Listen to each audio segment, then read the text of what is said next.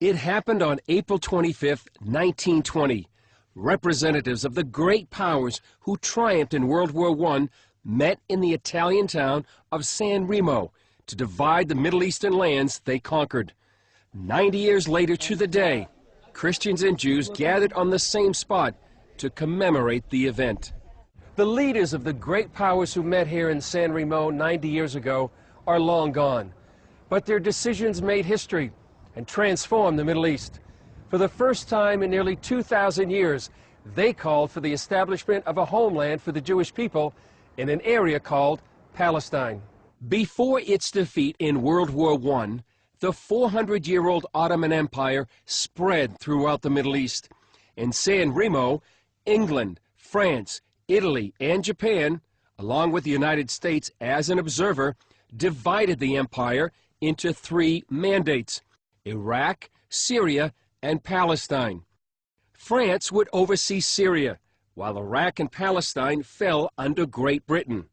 The resolution also included the Balfour Declaration, written by England's Lord Balfour in 1917, which called for the establishment in Palestine of a national home for the Jewish people. One English diplomat, Lord Curzon, called it Israel's Magna Carta.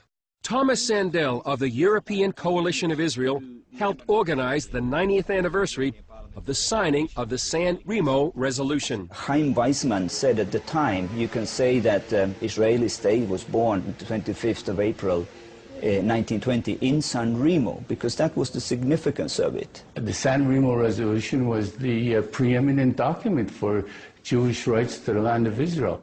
Howard Grief, author of The Legal Foundation and Borders of Israel under International Law, says the resolution established several precedents. It was adopted by the League of Nations and signed by 51 countries.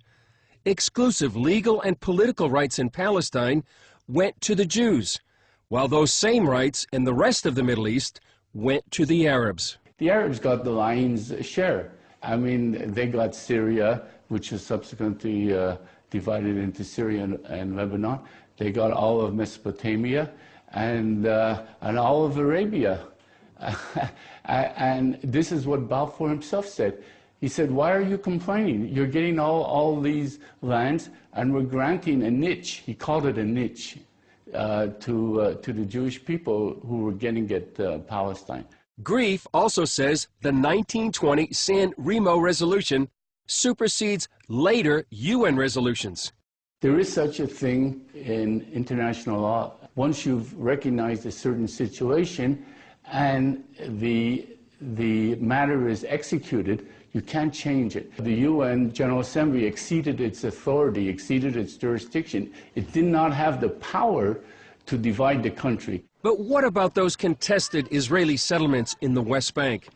Many people, including the current Secretary General of the UN, say they are illegal. Settlements are covered in Article 6 of the Mandate for Palestine, again the legal international document of the Mandate for Palestine, and clearly says that not only the Jews have the right to settlement, that the world has the obligation to help them to settle.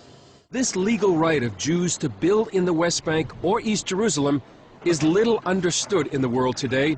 It's a situation that Thomas Sandel hopes to remedy. We feel that we have a historical duty to just bring the facts on the table, because we are here dealing with historical facts. And this should be known, this should be taken into consideration in the public debate. Chris Mitchell, CBN News, San Remo, Italy.